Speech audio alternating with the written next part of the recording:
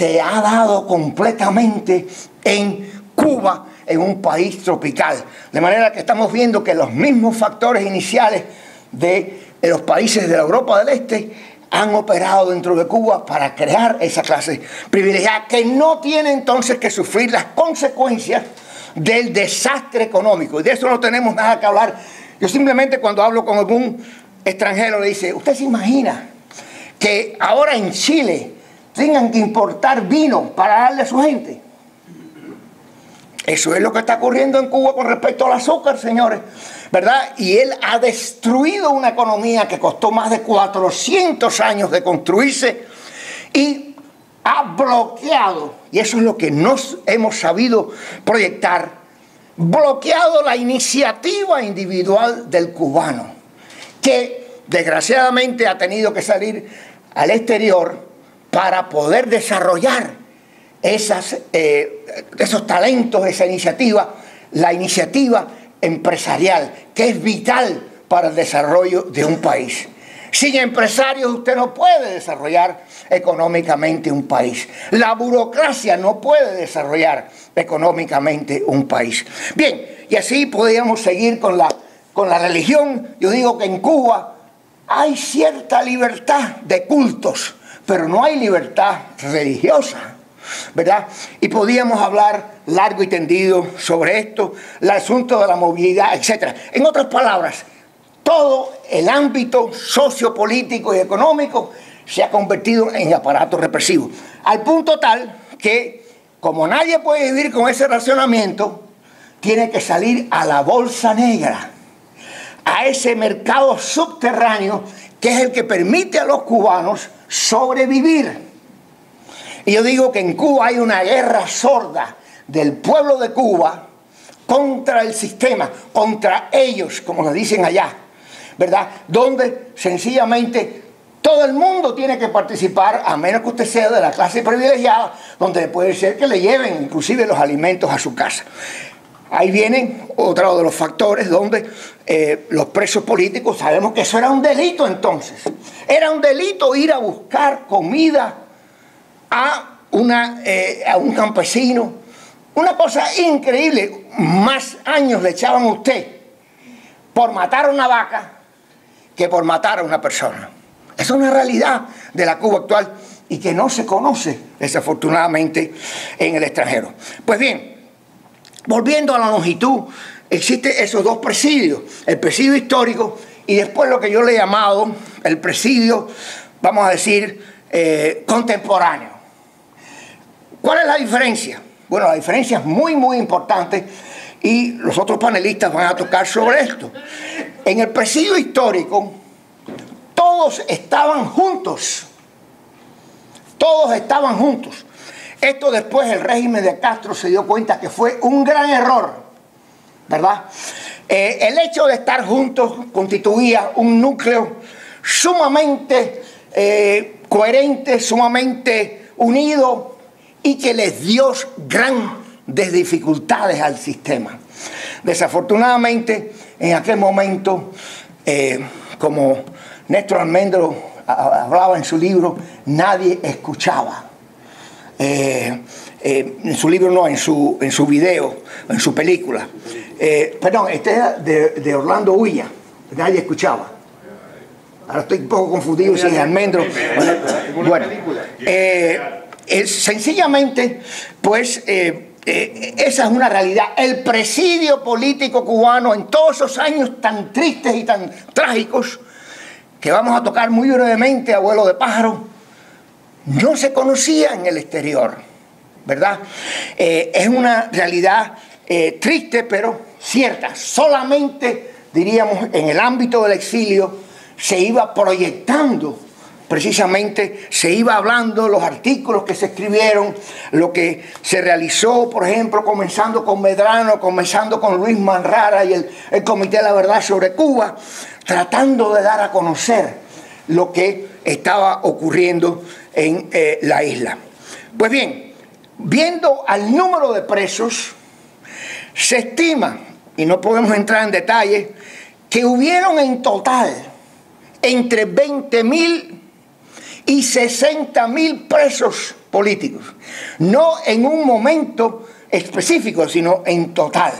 Señores, esto sería el equivalente en los Estados Unidos a 466.000 presos políticos o 1.410.000 presos políticos, comparando la cantidad con la población de los Estados Unidos. Y se estima que el per cápita de presos políticos era o fue superior al de la Unión Soviética. De manera que esto para darnos una idea de la magnitud de ese presidio político. Bien, decía el presidio histórico. El presidio histórico fundamentalmente donde los presos estaban juntos usando el uniforme que se aceptó, y les voy a enseñar una premisa aquí hoy, gracias a la generosidad de un preso político, algunos de ustedes lo conocen seguro, Eddie Suárez Rivas, ¿verdad? Este era el uniforme que tenían que utilizar, ¿verdad? Con una P pintada atrás, ¿verdad? Y que era parte, o eran sobrantes, como quiera llamarle, del uniforme militar, que el gobierno pues lo utilizó para dárselo a los presos políticos. Los presos comunes usaban el color ese medio gris, azuloso.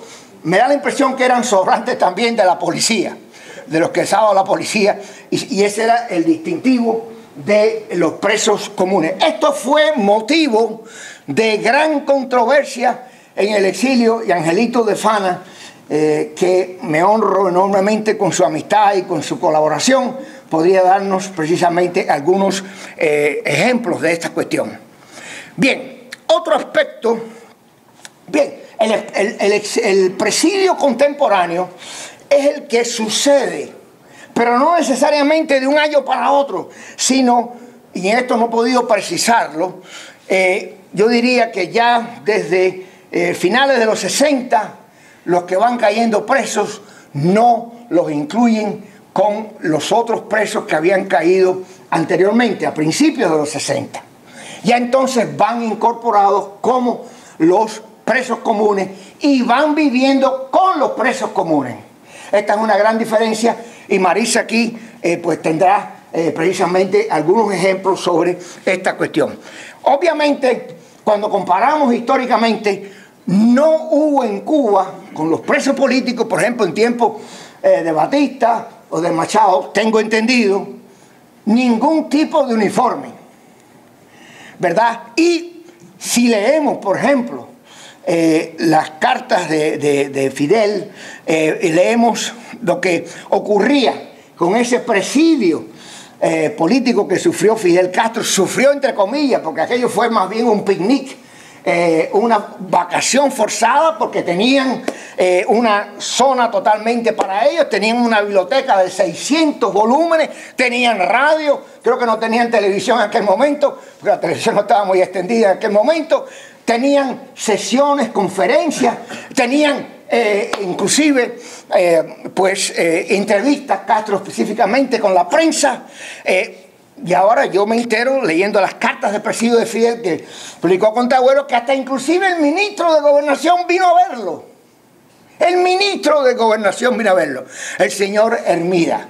Bien, de manera que ustedes pueden considerar qué clase de presidio fue eso, que fue menos, aproximadamente como el nuestro, 20 meses en comparación, en fin, con todo lo que han sufrido posteriormente. Bien, en cuanto a su composición social, este presidio es distinto a los presidios anteriores.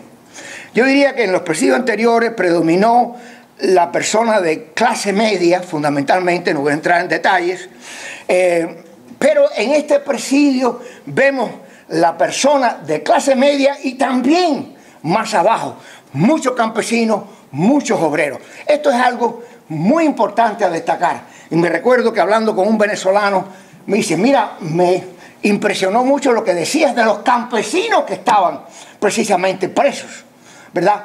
De esto también podemos hablar muchísimo, y tenemos que tener en cuenta, señores, que hubieron alrededor de 8.000 alzados en contra del régimen de Castro, la mayoría de los cuales eran campesinos. Y dicho sea de paso, para darles otra primicia, señores, donde el lugar que tenían ellos, cerca del Escambray, donde fusilaban a granel, y por el dato que les voy a dar, ustedes se imaginarán, amarraban a la persona al palo de fusilamiento, obviamente las balas que traspasaban esos cuerpos iban a dar contra ese palo y lo iban astillando. Me cuenta este doctor que estuvo destacado en el Escambray, que a veces tenían que cambiar ese palo de fusilamiento 2 y 3 veces a la semana. 2 y 3 veces a la semana. Así que se imaginarán ustedes la cantidad de gente que fusilaron, que no sabemos. En esto son esos héroes anónimos que prefirieron luchar y morir luchando que sencillamente permanecer pasivos. Bien, esto es en cuanto a la cuestión de la composición social. Ahí vemos también un número elevado, bastante elevado, de presos, que fueron los que sufrieron, yo diría, proporcionalmente más, porque sufrieron por el hecho de estar frente a Castro y por el hecho de que como negro, ¿cómo vas a luchar contra este sistema que ha hecho tanto por ti? Y como me contaba una persona que entrevisté en el año 71, que todo esto que estoy hablando es basado en las entrevistas que están realizadas desde el año 71, con uno que vino por el caso de los vuelos a la libertad, le dijeron: nosotros que te hemos bajado de la mata y te hemos cortado el rabo, ¿cómo es que tú vas a estar contra nosotros? Ahora, eso es con respecto a discriminación racial. Bien, yo quisiera tocar brevemente un aspecto, otro aspecto de ese presidio, también de modo global. Y me refiero a la crueldad del presidio, a la crueldad de ese presidio. Yo me refería anteriormente a Mario Chanes de Armas, a Uber Matos, ¿verdad? Ustedes saben que en la legislación penal se le descontaba al reo pues un número de meses de acuerdo con su comportamiento, etc. Esto no ocurrió con ninguna de estas personas. Y en el caso, por ejemplo, de Mario Chanes, sabemos que tuvo la situación de su único hijo que muere realmente en unas condiciones muy sospechosas. Y me atrevería a decir que posiblemente lo mataron, porque en eso han sido expertos estos señores, en propiciar muertes que aparecen como suicidios. No tenemos tiempo para entrar en eso, pero que en fin de cuentas son asesinatos muy velados. Pues bien, en el caso de este hijo de Mario Chanes, su único hijo, le dijeron: si te pones el uniforme de preso común, y eso fue una gran lucha dentro del presidio, te dejamos ir. Pues no fue al velorio de su hijo. Señores, esto es crueldad elevada a la enésima potencia. Nos vamos a tocar, por ejemplo, yo sé que Angelito no estaba preso cuando la dinamita. Ustedes saben que habían dinamitado las circulares del presidio en Isla de Pinos, de tal forma que si hubiera habido un desembarco que hubiera tratado de liberar a esos presos para incorporarlos, los hubieran volado a todos. Y posiblemente no solo las circulares esas, sino mucho más también por la cantidad de dinamita que tenían. Afortunadamente, los presos, habían personas que tenían habilidades en este sentido y, según tengo entendido, lograron desactivar ese sistema de voladura del presidio. Bien, el trabajo forzado fue otra de las lacras de ese presidio. Jamás se hubo en Cuba, excepto en la colonia, la situación de obligar a trabajar.